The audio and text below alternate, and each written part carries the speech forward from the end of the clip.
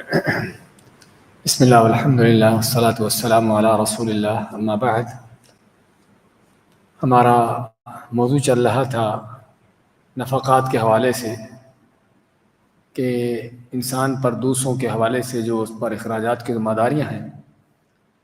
اور سب سے پہلے اس کی اپنی ذات کے حوالے سے اس پر جو ذمہ داری ہے، تو اس پر بیان ہوا کہ اللہ کے نبی صلی اللہ علیہ وسلم نے اس آدمی کے غلام کو بیچا کہ جس نے اپنے غلام کو فوت ہونے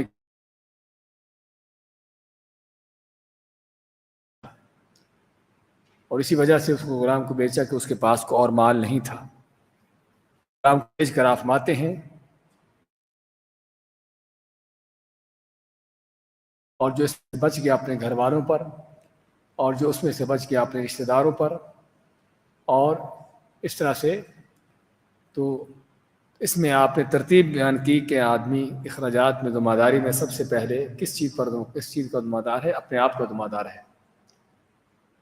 اور دوسری حدیث میں آپ فرماتے ہیں ابدا بنفسک ثم بمن تعول، کہ اپنے آپ سے شروع کرو اور اس کے بعد جو تمہارے ماتحت ہیں۔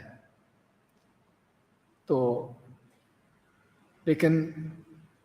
یہاں پر ایک تنبیہ کی ضرورت ہے، اور وہ کیا ہے کہ اپنے آپ پر یا اپنے ماتحتوں پر، بیوی بچوں پر خرچ کے حوالے سے اس کا معیار کیا ہو۔ اللہ تعالیٰ فرماتا ہے کہ جو مالدار ہے اپنی وسعت اور اپنی طاقت کے مطابق،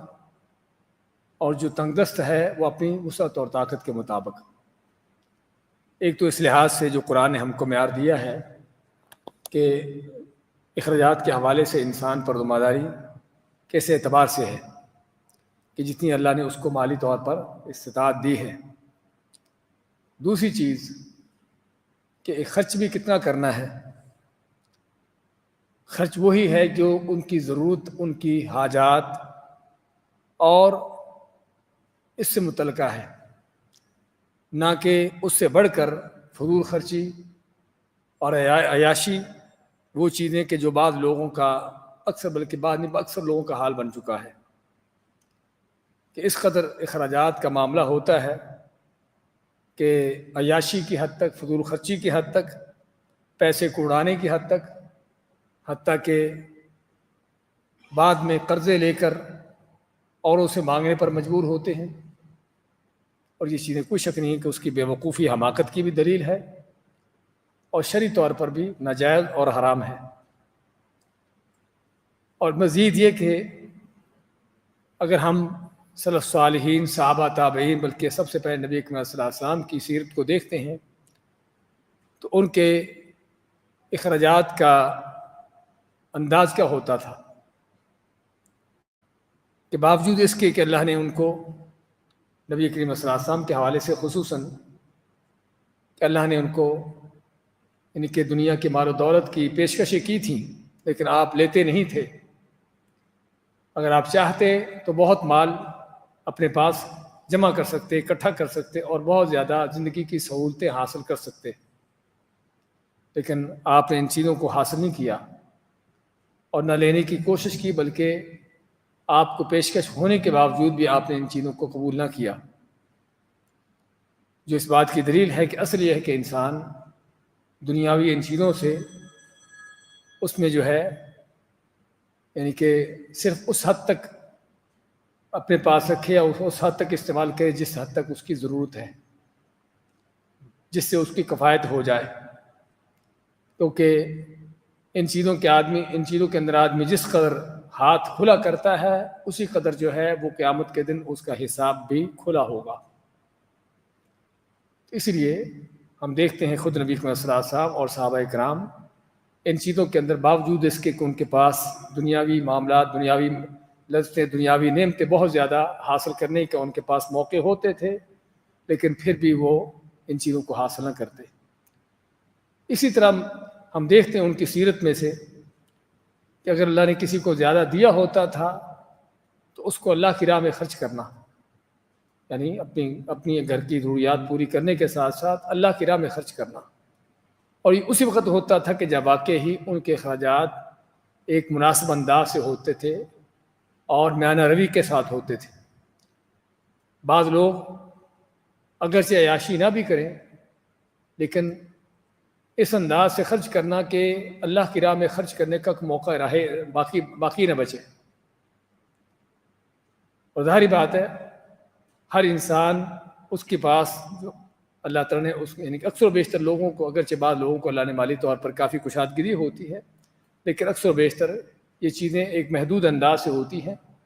تو آدمی تبھی اللہ کی راہ میں خرچ کر سکتا ہے کہ جب واقعی ان چیزوں کو جو محدود انداز سے ہے ان کو اسی حد تک استعمال کرے جو اس کی ضرورت ہے، اس سے بڑھ کر نہ ہو۔ تو علی کل حال یہ نفقات کے حوالے سے۔ اسی طرح دوسرا جو حق ہے والدین پر اولاد کا نفقہ،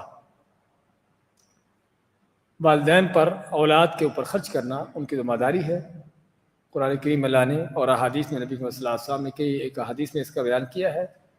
انہی آیات میں سے اللہ تعالیٰ کا فرمان ہے وَعَلَى الْمَوْلُودِ لَهُ رِزْقُهُنَّ وَكِسْوَتُهُنَّ بِالْمَعْرُوفِ، کہ جن کا بچہ ہے، جس کا بچہ ہے، اس کے اوپر ان کا خرچ، یعنی اور دودھ پلانے والی عورتیں جو ہیں، چاہے ماں دودھ پلاتی ہو یا کوئی دوسری اور دودھ پلاتی ہو بچے کو، تو ان عورتوں کے جو کھانے پینے کے اور پہننے کے سارے لوازمات ہیں ان کے اوپر ذمہ داری ہے ان کو پورا کرنا۔ یعنی کوئی عورت بچے کو دودھ پلاتی ہے، چاہے ماں دودھ پلاتی ہو، طلاق شدہ ماں، یا کوئی دوسری اور دودھ پلاتی ہو، تو اللہ فرماتا ہے کہ جس کا بچہ ہے اس کے اوپر ذمہ داری ہے ان عورتوں کے اخراجات کی، نہ کہ صرف بچے کی۔ بچہ تو اس کا ہے ہی، اس نے پورا کرنا ہے، لیکن حتیٰ کہ عورتوں کے بھی اخراجات پورے کرنے جو ان کو دودھ پلا رہی ہیں۔ اس سے پتہ چلا کہ دودھ پلانے کی مدت میں بھی جو بچے کا باپ ہے، عورت کے جو دودھ پلانے والی عورت ہے، یا تو اس کو اس کی اجرت دے، اس کی اجرت یا ماہانہ اس کی سیلری جو طے کہ وہ دے، یا پھر اس کے نان نفقے، پہننے سہن، ان چیزوں کی ذمہ داری اٹھائے۔ اسی طرح ابو سفیان کی بیوی آپ سے شکایت کرتی ہے کہ ابو سفیان بخیل آدمی ہے اور مجھے اتنا مال نہیں دیتا جتنا میری اور میرے اولاد کی ضرورت ہے، جو میرے لیے کافی ہو۔ تو کیا اگر میں اس کے مال میں سے اس کے علم کے بغیر کچھ چیز لے لیتی ہوں تو آپ مایا کہ خذی مما یکفیکی وولدکی بالمعروف، کہ اس کے مال سے تم اتنا لے سکتی ہو اپنے لیے اور اپنی اولاد کے لیے جتنا ضرورت ہے دستور کے مطابق۔ یعنی اس کے علم کے بغیر بھی تم اسے اس کے مال سے لے سکتی ہو، کیونکہ اس کا حق ہے، بیوی کا حق ہے شوہر کے مال میں اس کی جہاں تک اس کی ضرورت ہے، یا تو شوہر اس کے اوپر خرچ کرے، خرچ نہیں کرتا تو بیوی کا حق ہے کہ اس کے مال سے لے، جس طرح کہ ابو سفیان کی بیوی کو آپ نے اس کی اجازت دی۔ تو اس میں پتہ چلا کہ والدین کے اوپر بیوی بچوں کا، اولاد کا خرچہ جو ہے خرچ کرنا اس کے اوپر ان کے اوپر ذمہ داری ہے۔ اسی طرح تیسرا حق جو ہے اولاد پر والدین کا نفقہ، اولاد کے اوپر والدین کے اخراجات کی ذمہ داری، اور یہ بھی اسی طرح سے ذمہ داری ہے جس طرح اولاد ماں باپ پر اولاد کے حوالے سے ہے۔ اللہ تعالیٰ فرماتا ہے وَصَاحِبْهُمَا فِي الدُّنْيَا مَعْرُوفًا، کہ اگر ماں باپ کافر بھی ہوں، مشرک بھی ہوں، تب بھی دنیا کے معاملات میں ان کے ساتھ اچھا سلوک رکھو۔ اس اچھے سلوک کے اندر یہ بھی ہے کہ ان کی دنیاوی ضروریات کو پورا کرنا، اور والدین احساناً، اس میں بھی احسان کے اندر بھی یہ چیز شامل ہے۔ اور اسی طرح آپ ماتے ہیں ان من اطیب ما اکل الرجل من کسبہ وولدہ من کسبہ، کہ آدمی سب سے پاکیزہ جو کھاتا ہے وہ جو اپنے ہاتھ سے کماتا ہے، اور اس کی اولاد بھی اس کی کمائی ہے، اولاد بھی اس کی کمائی ہے۔ یعنی معنی کیا ہے کہ اولاد کا مال بھی اس کا ہی مال ہے، بلکہ دوسری حدیث میں اور بھی واضح ہے انت ومالک لولدک، ایک آدمی کا مال جو اس کے باپ نے لے لیا تو اس نے آپ کے پاس شکایت کی، تو آپ نے کیا فرمایا کہ تو بھی اور تیرا مال بھی تیرے باپ کا ہے۔ ان اولادکم من اطیب کسبکم فکلوا من کسب اولادکم، تمہاری اولادیں تمہاری سب سے پاکیزہ کمائی ہیں، تو اپنے اولادوں کی کمائی میں سے کھا سکتے ہو، کھاؤ۔ یعنی کہ اس میں والدین کا جو حق ہے اولاد کے اوپر خرچ کرنے کا، یعنی اولاد پر جو ذمہ داری ہے ماں باپ پر خرچ کرنی، اس کا بیان ہے کہ والدین کا حق ہے اولاد کی ان کے مال کے اندر۔ چوتھا حق جو ہے بیوی کا نفقہ شوہر پر، بیوی کا نفقہ، اس کے اخراجات شوہر پر، اور اس کا بھی قرآن و حدیث میں کئی بار ذکر آیا ہے، رجال قوامون علی النساء، کہ اللہ نے مردوں کو عورتوں پر ذمہ دار بنایا ہے کس وجہ سے؟ ایک تو اللہ تعالیٰ نے جسمانی طور پر، اور ویسے ہی ان کو مردوں کو جو ذمہ داریاں دی ہیں، اور دوسرا وَبِمَا أَنفَقُوا مِنْ أَمْوَالِهِمْ، اور جو اپنے مالوں سے ان پر خرچ کرتے ہیں۔ اللہ نے یعنی کہ گھریلو طور پر جتنی بھی ذمہ داریاں ہماری، وہ سبھی کے سبھی خاوند کے اوپر ڈالی ہے، اور پر کوئی ذمہ داری نہیں ڈالی۔ اور اسی طرح حضرت جابر کی حدیث ہے، آپ ماتے وَلَهُنَّ عَلَيْكُمْ رِزْقُهُنَّ وَكِسْوَتُهُنَّ بِالْمَعْرُوفِ، عورتوں کو آپ نے مخاطب کرتے فرمایا، یا مردوں کو مخاطب کرتے فرمایا آپ نے، کہ تمہارے اوپر ان کا، عورتوں کا حق ہے، ان کی روزی کا، کھانے پینے کا، پہننے کا، دستور کے مطابق، یعنی تم پر فرض ہے کہ ان پر خرچ کرو۔ اور صاحب کا حدیث میں ہم پڑھ چکے ہیں، آپ میں کہ اگر کوئی تم سے اپنے آپ سے زیادہ چیز بچتی ہے تو اپنے گھر والوں پر خرچ کرو۔ اور اسی طرح حضرت اپنے ابو سفیان کی حدیث جو ہے، اس کی بیوی کی حدیث، کہ جس کو آپ نے اجازت دی کہ اپنے خاوند کے مال میں سے اپنی اور اپنی اولاد بچوں کی ضرورت کے مطابق لے سکتی ہے۔ تو چنانچہ شوہر پر بیوی کے کھانے پینے، رہنے، کپڑے کا خرچ، اس طرح دیگر ضروریات اخراجات واجب ہیں، اور یہ نفقہ اس بیوی کے لیے ہے جو شوہر کے ماتحت ہو۔ یہاں پر ایک اور مقابلے اور چیز ہے کہ بعض اوقات بیوی جو ہے وہ سڑ چڑی ہوتی ہے، بد مزاج ہوتی ہے، بد کردار ہوتی ہے، اور خاوند کے حقوق پورے نہیں کرتی، اور بلکہ ممکن ہے اس کے ساتھ رہنے کے لیے تیار نہ ہو، تو کیا ایسی بیوی بھی اخراجات کی حقدار ہے؟ ایسی بیوی اخراجات کی حقدار نہیں ہے، سمجھے نا؟ بد مزاج، بد اخلاق، بد کردار بیوی جو خاوند کے حقوق ادا نہ کرتی ہو، ایسی بیوی کسی طرح کے اخراجات کی حقدار نہیں ہے، سمجھے نا؟ کیونکہ اللہ نے اگر خاوند کے اوپر حق رکھا ہے تو اس بنیاد پر رکھا ہے کہ جو بیوی اس کے ساتھ اس کی خدمت کرتی ہے، اس کی خدمت کرے، کیونکہ دونوں ایک دوسرے کے یعنی کہ معاملات کو چلانے والے ہیں۔ تو اگر بیوی خاوند کا کوئی حق ادا کرنے کے لیے تیار نہیں، بلکہ بد مزاج، بد اخلاق ہے، تو اس کا کوئی حق نہیں کہ وہ خاوند کس طرح کے خرچہ لے۔ اچھا، اب ہم پہلے پڑھ چکے ہیں، بلکہ ہاں، کہ اگر کہ اخراجات کے حوالے سے کہ اگر بیوی کو طلاق دی جاتی ہے تو اگر طلاق رجعی ہے تو پھر تو جب تک عدت ختم نہیں ہوتی، پھر خاوند جو ہے اس میں مکمل طور پر بیوی کے رہائش کا، نفقے کے، ان چیزوں کا مکمل طور پر ذمہ دار ہے، کیونکہ ابھی تک اس کی بیوی ہے جب تک عدت ختم نہیں ہوتی۔ عدت ختم ہونے کے بعد اس سے الگ ہوگی، معاملات ان کے ختم ہو گئے۔ اگر طلاق رجعی نہیں، طلاق بائن ہے اور بیوی حاملہ نہیں ہے، تو پھر خاوند ذمہ دار ہے، اور پھر خاوند ذمہ دار نہیں ہے اس کے کس طرح کے اخراجات کا، نہ رہائش کا۔ اور اگر بیوی حاملہ ہے تو پھر جو ہے اگر طلاق بائن بھی ہو تب بھی خاوند بیوی کے نفقے کے اخراجات کا ذمہ دار ہے، سمجھے نا؟ ہم پہلے ذکر کر چکے ہیں۔ اللہ تعالیٰ ان کن اولات حمل فانفقوا علیہن حتی یضعن حملہن، اگر وہ حاملہ ہیں تو ان پر خرچ کرو حتیٰ کہ اپنا حمل وضع کر دیں، بچہ پیدا کر دیں۔ تو یہ تو تھا ان کے انسانوں کے لحاظ سے خاوند اپنے انسان کا اپنی ذات پر خرچ کرنا، اپنی اولاد پر خرچ کرنا، ماں باپ پر خرچ کرنا، یا بیوی پر خرچ کرنے کے حوالے سے۔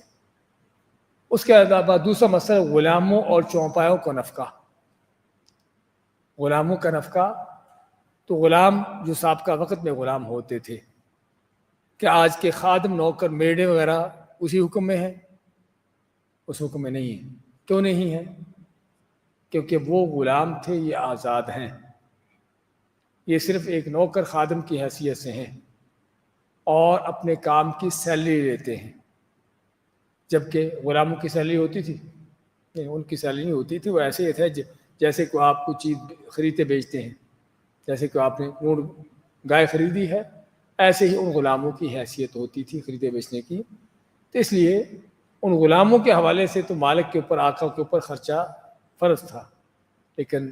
آج کل کے جو ان کے خادم، نوکر ہیں، اس طرح کے لوگ ہیں، یہ لوگ خود آزاد ہیں اور خود مختار ہیں، تو ان کے جن کے ہاں وہ کام کرتے ہیں ان کے اوپر ان کے مالی اخراجات کے لحاظ سے کوئی ذمہ داری نہیں، الا ہے کہ وہ اگر ذمہ داری لیتے ہیں، بعض اوقات ایگریمنٹ ہوتا ہے کہ آپ کام کرو، آپ کو اتنی سیلری دیں گے اور ساتھ آپ کے کھانے پینے کا بھی سارا انتظام ہم کریں گے۔ ہاں اگر ایسا ہے تو پھر ہے ان کے اوپر ذمہ داری ہوگی کہ انہوں نے خود ذمہ داری لی ہے،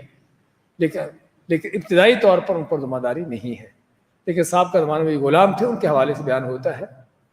کہ قد علمنا ما فرضنا علیہم فی ازواجہم وما ملکت ایمانہم، سورۃ النور میں، سورۃ احزاب میں فرماتا ہے کہ ہم نے جانتے ہیں کہ ہم نے جو ان پر فرض کیا ہے ان کے بیویوں کے حوالے سے ان کی ذمہ داریاں جو ہیں، اور ان کے غلاموں کے حوالے سے، ما ملکت ایمانہم، ان کے جو ہاتھ حکم کے ان کے غلاموں کے حوالے سے ان پر جو ذمہ داریاں ہیں، تو اس سے معلوم ہوا کہ آقا جو ہے اپنے غلام کی، اس کے نفقے، اس کی ضروریات کا ذمہ دار ہے۔ اور حدیث میں بھی ہے للمملوک طعامہ وکسوتہ، کہ جو غلام ہے اس کا کھانا بھی اور اس کے کپڑے بھی مالک کے ذمے ہیں۔ اور اسی طرح ان سے نرمی کرنے کا حکم دیا گیا، اور ان کو اتنا ہی کام دینے کا حکم دیا گیا جتنا وہ کر سکتے ہوں۔ وَلَا تُكَلِّفُوهُمْ مَا يَغْلِبُهُمْ، اب ماتے ان پر ایسے کام نہ ڈالو جن سے وہ عاجز آ جائیں، جن کو نہ کر پائیں۔ وَإِن كَلَّفْتُمُوهُمْ فَأَعِينُوهُمْ، اگر تم ایسا کام ان کو دیتے ہو جو ان کی طاقت سے باہر ہو تو پھر ان کی مدد کرو۔ اچھا، غلاموں کی شادی کرنا، نکاح کرنا بھی کیا آقا کے اوپر فرض ہے؟ ہاں، اگر وہ نکاح کرنے کے قابل ہوں، نکاح کا مطالبہ کرتے ہوں، تو آقا پر فرض ہے کہ ان کا نکاح کرے۔ انکحوا الایام منکم والصالحین من عبادکم وامائکم، کہ جو تم میں سے یعنی کہ مجرد لوگ ہیں، ایامہ کے معنی جو غیر شادی شدہ ہے، اور نیک جو تمہارے غلام اور لونیاں ہیں، نیک سے مراد یعنی کوئی بدکار فاجر فاسق نہیں ہے، ان کے بھی تم نکاح کرنے کے ذمہ دار ہو۔ تو اس سے معلوم ہوا کہ آقا جو ہے اپنے غلاموں کے بھی نکاح کرنے کا ذمہ دار ہے۔ لیکن یہاں پر یہ بھی کیا باپ بیٹے کے نکاح کرنے کا ذمہ دار ہے؟ ہم نے ذکر کیا ہے کہ باپ پر ذمہ داری ہے اولاد کے اخراجات کی، تو کیا ان اخراجات میں اولاد کا نکاح شادی کرنا بھی ہے؟ اس میں علماء کا اختلاف ہے، اور صحیح یہ ہے کہ اگر باپ طاقت رکھتا ہے اولاد کی بیٹوں کی شادی کرنے کی تو ان کی شادی کرنے کا ذمہ دار ہے۔ اگرچہ اکثر فقہا، بہت سے فقہا کہتے ہیں کہ اس پر ذمہ داری نہیں ہے، لیکن جو صحیح ہے، اور ہمارے شیخ ابن عثیمین رحمۃ اللہ علیہ نے بڑے سختی سے اس بات کا ذکر کیا ہے کہ اگر باپ صلاحیت طاقت رکھتا ہے اولاد کی اپنے بیٹوں کی شادی کرنے کی، بیٹیوں کی تو ہے ہی، وہ تو ان کا سرپرست ہے، ان کا ولی ہے، لیکن بات ہو رہی بیٹوں کے حوالے سے، تو بیٹوں کے حوالے سے بھی باپ جو ہے ذمہ دار ہے ان کا نکاح شادی کرنے کا، کیونکہ اگر کھانے پینے کی ذمہ داری اس کے اوپر ہے تو کیا نکاح کی ذمہ داری نہیں ہے؟ تو یہ بھی اس کی ذمہ داری میں سے ہے۔ اور اس سے مزید جو ہے یہ کہ جو بدکاری اور اس طرح کے معاملات پھیلنے کا خدشہ ہے۔ اور آخر میں جانوروں کے نفقات، ان کے اخراجات، تو جس نے کسی جانور کے کوئی شخص جس جانور کا مالک ہو، اس نے اپنے پاس اس کو رکھا ہو پالتو شکل میں، تو اس کے رہنے سہنے کا، اس کی خوراک، چارے ان چیزوں کا وہ ذمہ دار ہے۔ ہاں، یا تو اس کو چھوڑے، اور چھوڑے بھی ایسی جگہ پر کہ جہاں پر اس کو کھانے پینے کو مل سکے، چارہ کھاتا ہے جو بھی کھاتا ہے۔ لیکن اگر اس کے اپنے پاس باندھ کے رکھا ہے، بند کر کے رکھا ہے، پرندہ ہے پنجرے کے اندر، اور کوئی اس طرح کا جانور بندھا ہوا ہے، تو وہ اس کی جو چارے وغیرہ ان چیزوں کا ذمہ دار ہے۔ اور اس کی دلیل وہ حدیث ہے صحیح بخاری کی یا صحیح مسلم کی، کہ جس میں آپ نے جہنم کے اندر اس عورت کو دیکھا کہ جو بلی جس نے باندھے رکھی، نہ تو اس کو چھوڑا کہ وہ خود کھائے پیے، اور نہ اس کو کھانے پینے کو دیا حتیٰ کہ مر گئی، تو وہ اس وجہ سے جہنم کو گئی، اس وجہ سے جہنم کو جاتی ہے کہ اس نے بلی کو بند کیا رکھا۔ تو اگر ایک بلی جو کہ حرام جانور ہے، اس کو بھی کھانا پینا نہ دینے کی وجہ سے جو مر جاتی ہے، تو اس کا انسان جہنم میں جا رہا ہے، تو چاہے جائے کہ جو پالتو جانور ہیں، حلال جانور ہیں، اس لیے اس میں بھی ذمہ داری کا پہلو آتا ہے۔ تو البتہ جو بھی انسان جو پالتو جانور اپنے پاس رکھتا ہے، تو وہ ان کے جانوروں کے اخراجات کا، ان کے انتظامات کا، ان ساری چیزوں کا ذمہ دار ہے۔ اچھا، اگر کوئی خرچ نہیں کرتا اپنے جانوروں پر جو ان کی ضرورت ہے اس کے مطابق، تو یا تو اس کو مجبور کیا جائے گا تو اس کو بیچے، یا تو اس پر خرچ کرے، اس کے چارہ وغیرہ جو اس کو مہیا کرے، نہیں کرتا تو اس کو بیچے، یا اگر وہ ذبح کر کے کھائے جانے کے قابل ہو تو اس کو ذبح کر کے ذبح کیا جائے، اور اس کو جو ہے اس اذیت اور اس تکلیف کے اندر نہ چھوڑا جائے کہ بغیر کھائے پیے، بغیر اس کی ضروریات تو اس کی پورا کیے۔ تو یہ تھا ہمارا آخری جو کتاب النکاح اور طلاق کا باب تھا، کہ جس میں ہم نے آخرت میں نفقات کا ذکر کیا کہ اخراجات جو انسان پر ذمہ داری ہے اور کے حوالے سے وہ کیا کیا ہے اور کس طرح سے ہیں۔ اور اس کے ساتھ ہی ہمارا یہ اس سیمسٹر کا الحمدللہ سلیبس مکمل ہوتا ہے فقہ المیسر کا، اور جیسا ہم نے بتایا تھا کہ انشاءاللہ امتحان آپ کو دیں گے، لیکن اس سے پہلے آپ کو ان سبھی سبجیکٹ کی پی ڈی ایف دوں گا میں۔ فقہ میں تو تقریباً کافی یعنی کہ پہلے مختصر ہے، لیکن کوشش کروں گا اور بھی تھوڑا سا اگر اس کو کم کیا جا سکے تاکہ آپ کے لیے آسانی رہے۔ اور جہاں تک اصول تفسیر ہے اس میں انشاءاللہ میں کافی اس کو مختصر کر کے صرف جو بنیادی چیزیں ہیں جو آپ کو دی گئی ہیں صرف انشاءاللہ آپ کو ایک سمری بنا کے اس کی دیتا ہوں۔ اور اس طرح تیسرا ہمارا شبہات کا ہے، اس میں بھی ہم نے کچھ چیزیں لی ہیں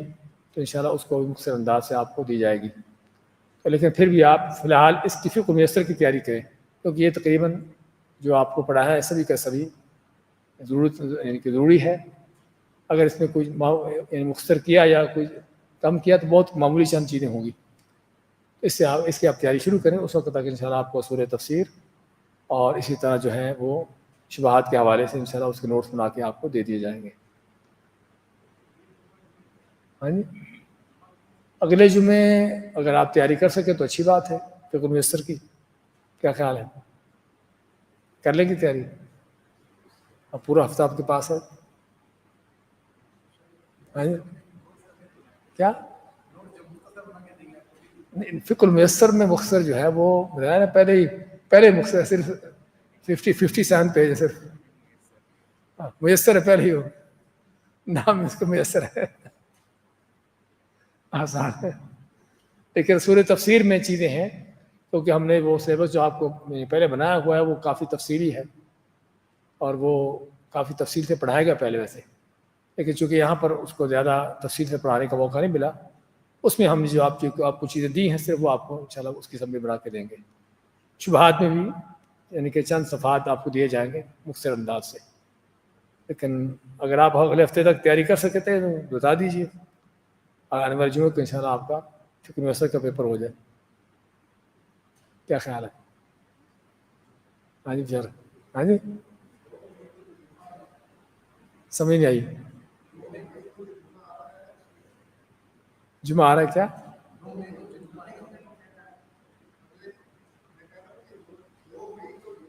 اچھا، تو 2 مئی کو آیا پھر کیا ہوا؟ ہاں تو 1 مئی کو ویسے ہی چھٹی ہے، تیاری کرنے کا موقع ہے۔